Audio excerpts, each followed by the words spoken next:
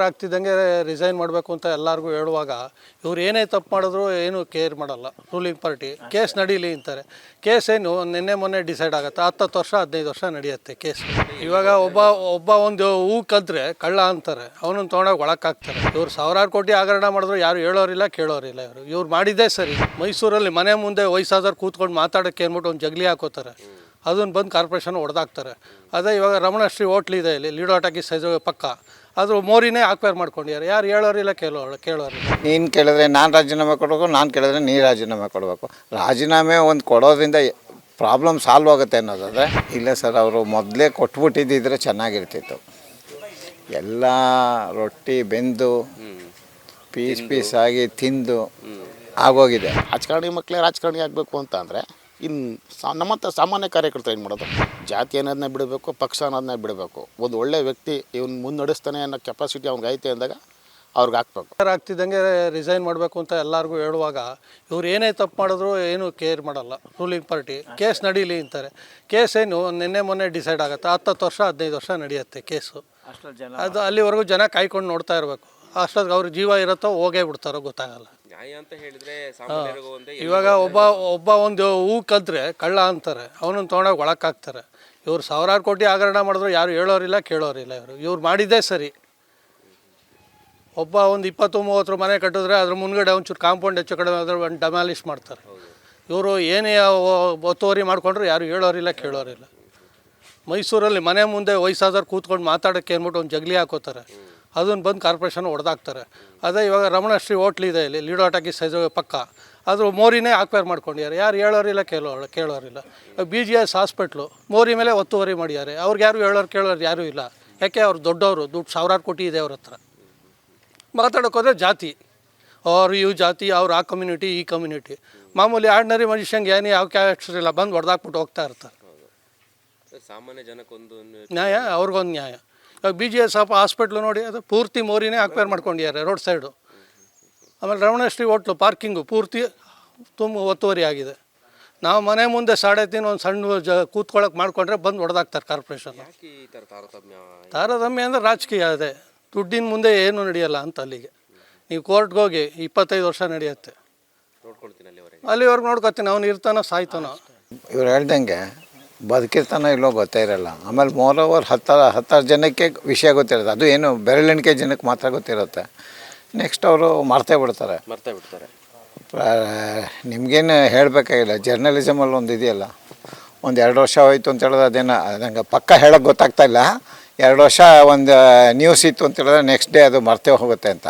ಅದಿಲ್ಲದೆ ಅವರು ಭಾಳ ಕಷ್ಟ ಆಗೋದು ನಮಗೆ ಇನ್ ದ ಸೆನ್ಸ್ ಜರ್ನಲಿಸಮ್ಗೆ ಅದು ಕಷ್ಟ ಆಗೋದು ಅಂತ ಹೇಳ್ತಿದ್ರು. ಇನ್ನೇನು ಇವರು ರಾಜೀನಾಮೆ ಅಂತ ಕೇಳ್ತಾರೆ. ನೀನು ಕೇಳಿದ್ರೆ ನಾನು ರಾಜೀನಾಮೆ ಕೊಡಬೇಕು, ನಾನು ಕೇಳಿದ್ರೆ ನೀ ರಾಜೀನಾಮೆ ಕೊಡಬೇಕು.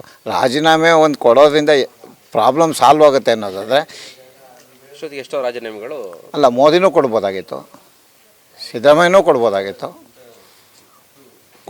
ಕೊಟ್ಟರೆ ಕೆಲಸ ಆಗುತ್ತಾ?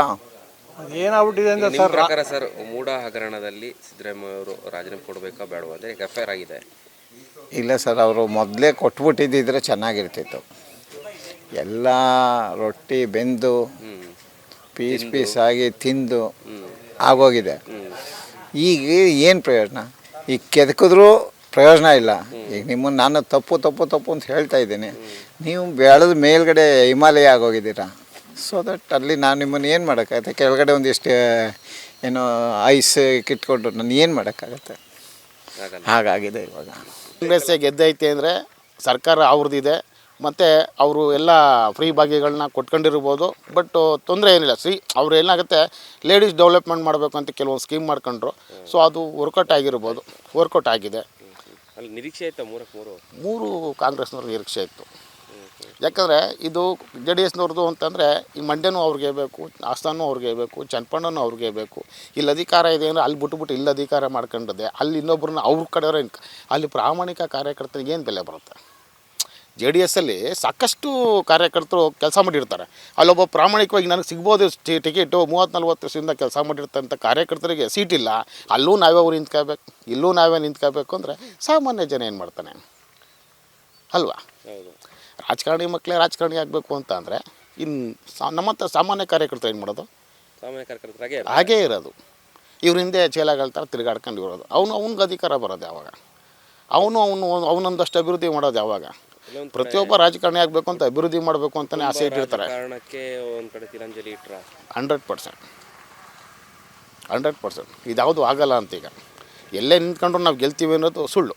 ರಾಜಕಾರಣ ಒಂದಷ್ಟು ಬದಲಾಗಬೇಕು ಅನ್ನೋಂಗಿದ್ರೆ ಏನು ರೀತಿ ಬದಲಾಗಬೇಕು ಸರ್? ಯಾವ ಥರ ಸರ್ ಏನು ಅಂತಂದರೆ ಮತದಾನ ಮಾಡೋದಕ್ಕೆ ನಾವು ಕಾಸು ಇಸ್ಕೋಬಾರ್ದು.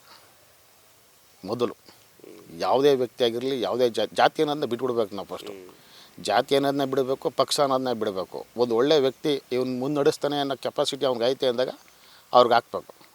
ಸೊ ಅವಾಗ ಚೆನ್ನಾಗಿರುತ್ತೆ ಸರ್. ಫಸ್ಟು ಒಂದು ಗ್ರಾಮ, ಒಂದು ಊರು, ಒಂದು ಕ್ಷೇತ್ರ ಅಭಿವೃದ್ಧಿ ಆಗ್ತಾಯಿದೆ ಅಂದರೆ ಸೊ ಅದು ಆಟೋಮೆಟಿಕ್ಲಿ ರಾಜ್ಯ ಅಭಿವೃದ್ಧಿ ಆಗಲಿಕ್ಕೆ ಅನುಕೂಲ ಆಗ್ತದೆ. ಅಂದರೆ ಏನಕ್ಕೆ ಅವ್ರು ಕೂಡ 500 ರೂಪಾಯಿ 1000 ರೂಪಾಯಿ ಎಷ್ಟು ದಿವಸ ಅಂತ ಮಾಡ್ತೀವಿ? ಈಗ ನಮ್ಗೊಂದು 1000 ರೂಪಾಯಿ ಕೂಲಿ ಸಿಗ್ತೈತೆ ಅಂತಾರೆ ಒಂದು ದಿವಸ, ಅಲ್ಲಿ ಒಂದು ದಿವಸ ಒಂದು ಓಟ್ 1000 ರೂಪಾಯಿ ಅಂತಂದರೆ ವೇಸ್ಟೇ. ಅದು ಇಸ್ಕೋಬಾರ್ದು ಕಾಸನ್ನ. ಅವಾಗ ನಾವು ಕೇಳ್ಬೋದು ಏನು ಕೆಲಸ ಆಗಿಲ್ಲ ಅಂತ. ಇಸ್ಕೊಂಡಾಗ ಏನು ಕೊಡ್ತಾನೆ, ಕೊಟ್ಟಿದ್ದೀವಪ್ಪ ಅಂತ ಅಂದರೂ ಒಂದು ಹೇಳೋಕ್ಕಾಗಲ್ಲ. ಯಾಕೆ ಒಬ್ಬ ಕಾರ್ಯಕರ್ತ ಅವ್ರ ಮನೆ ಮುಂದೆ ಅಭಿವೃದ್ಧಿ ಆಗಲಿಂದ ಸುತ್ತನೇ ಒಂದು ವರ್ಷಗಟ್ಟಲೆ ಆಟ ಆಡಿಸ್ತಾರೆ ಅಂತಂದರೆ ನಾವು ಫಂಡ್ ತಗೊಂಡಿರ್ತೀವಲ್ಲ, ಅವ್ನ ಫಂಡ್ ಬಂದು ರಿಲೀಸ್ ಮಾಡೋದು, ಅವ್ನ ಫಂಡ್ ರಿಲೀಸ್ ಮಾಡ್ಕೊಂಡು ಅವನೇನೋ ಮಾಡ್ಕೋಬೋದು. ನಮಗೆ ಕೇಳೋಕ್ಕೆ ರೈಟ್ಸ್ ಇಲ್ಲ. ಯಾಕಂದ್ರೆ ಅವಾಗಲೇ ನಾವು ಮಾರಾಟ ಆಗ್ಬಿಟ್ಟಿರ್ತೀವಿ. ನಾವು ಎಲ್ಲಿ ತನಕ ಮತದಾನಕ್ಕೆ ಮಾರಾಟ ಆಗೋದಿಲ್ವೋ ಅಲ್ಲಿ ತನಕ ಹೀಗೆ ರಾಜಕೀಯ ವ್ಯವಸ್ಥೆಗಳೇ ಹೀಗೆ.